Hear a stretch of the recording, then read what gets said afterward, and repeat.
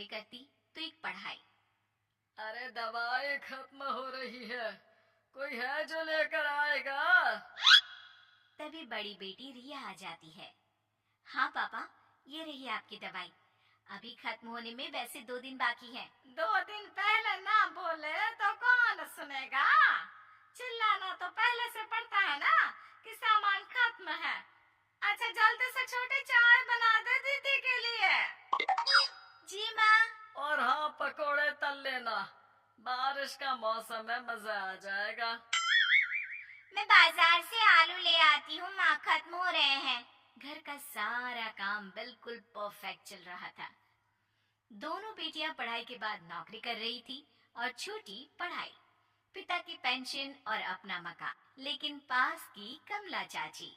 और रियासिया की माँ, तुम लोगों को कितने सालों से देख रही हूँ, परेशान ही देखा।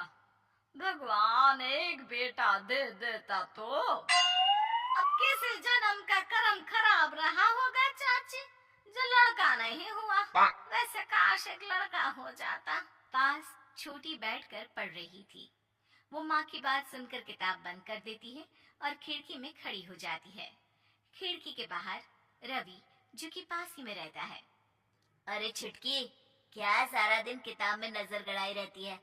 मैं नकल करना सिखा दूंगा तो आराम से पास हो जाएगी। आजा, चलना, सब बाहर खेल रहे हैं।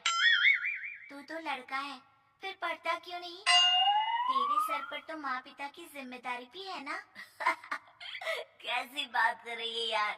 जिम्मेदारी मेरी नहीं, पिता की है। पिता की क्या जिम्मेदारी, बता। देख, माता पिता लड़की की शादी के लिए पैसा जमा करते हैं, उसकी शादी कराते हैं, उसे पढ़ाते भी है ना? हाँ, वो तो सभी माता पिता करते हैं। क्या लड़की की शादी नहीं करते? उसकी भी तो करते हैं ना। हाँ करते हैं, लेकिन क्यों, कैसे? सुन, वो लड़के को पढ़ाते हैं इसलिए कि वो बुढ़ापे का सहारा बनेगा।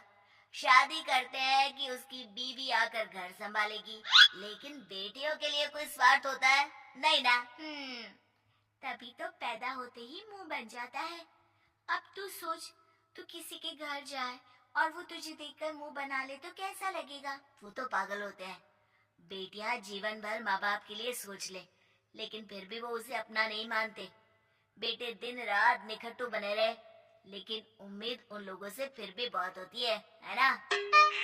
चल छोड़ना, तू ये बता कि किस जिम्मेदारी की बात कर रहा था तू पिता की? अरे यही कि अगर बेटे को बुढ़ापे का सहारा और रिटर्न के रूप में देख रहे हैं तो इन्वेस्ट भी तो अच्छा करना चाहिए ना।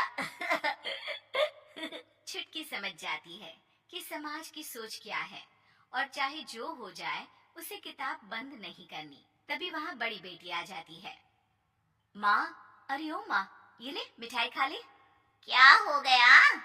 लड़का पसंद आ गया क्या कोई? भैया ऐसा हो तो मिठाई ना ही खिला। चली जाएगी तो घर कैसे चलेगा? अरे लड़की को क्या जीवन भर बिठाने का इरादा है? तू बता बेटी, किस चीज की मिठाई खिला रही है, क्या हो गया? अरे पापा, आपको पता है ना, जिस डॉक्टर के अंडर में मैं काम कर रही थी, उन लोगों ने मेरे काम को देखते हुए मेरी स्कॉलरशिप पास करवा दी है। अब अस्पताल में ही क्लास चला करेगी, आगे की पढ़ाई भी और पैसे की कमाई भी। ये तो अच्छी बात है। तू पढ़ जाएगी तो छोटे को भी अपनी राह लगा लेना। बाकी मछली तो वैसे ही ऑलराउंडर है। तीनों बेटियों के बाद भी उन लोगों के घर किसी चीज की कमी नहीं थी। पापा ये लीजिए कार की चाबी, मैंने आपके लिए कार ली है। अब आप कहीं भी जाएं तो अपनी कार से जाइएगा। अरे क्या जरूरत थी? जितना खर्च करोगी दहेज मांगने वालों के मुंह भी उतने ही खुल जाएंगे। तो हम दीदी की शादी ऐसे घर में करेंगे ही नहीं जहाँ शादी के लिए पैसे मांगने की जरूरत हो। अरे जो खुद खड़ा नहीं होगा वो हम लोगों के कंधे में क्यों शादी करेगा? क्यों पापा? अरे शादी में तो दहेज मैंने भी लिया था, तो क्या मैं तेरी माँ के कंधे पर हूँ?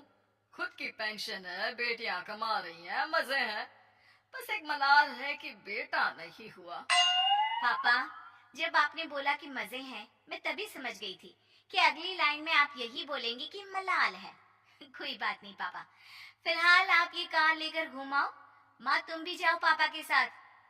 दोनों पति पत्नी बेटी की दी गई गिफ्ट कार में बैठकर घूमने निकल रहे थे कि पड़ोसी बोल पड़ता है। अरे भाई साहब नहीं कर, यहाँ तो साइकिल भी बेचने की नौबत है। नजर ना लगाइए भाई साहब, जीवन में कार का सपना पूरा होना हम लोगों के लिए तो बहुत बड़ी बात है। हाँ हाँ, लाखों की कार हम हजारों की कमाई वालों के लिए कहाँ मुमकिन थी, ऊपर से तब जब कोई बेटा भी नहीं है। वैसे भाई साहब आपकी साइकिल बिक क्यों रही है? भगवान की दुआ से तो आपके 4 लड़के हैं। हाँ हाँ, आपको तो हेलीकॉप्टर से घूमना चाहिए। और खाक हेलीकॉप्टर भाई साहब, अब क्या छुपाना, 2 लड़के तो कुछ कमाते ही नहीं, सारा दिन टीवी मोबाइल में लगे रहते हैं। और बड़े 2 जो किसी तरह जिम्मेदार बने भी हैं, बहू के कहने पर 1 पैसा हम लोगों को नहीं देते, ना इज्जत है ना मान सम्मान।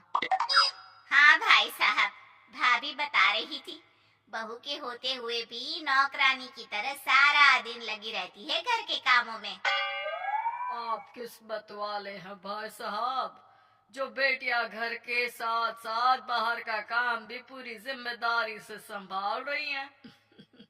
हाँ वो तो है, लेकिन कब तक? एक ना एक दिन तो ससुराल निकल जाएंगी, फिर तो वही हम दोनों और वही पेंशन।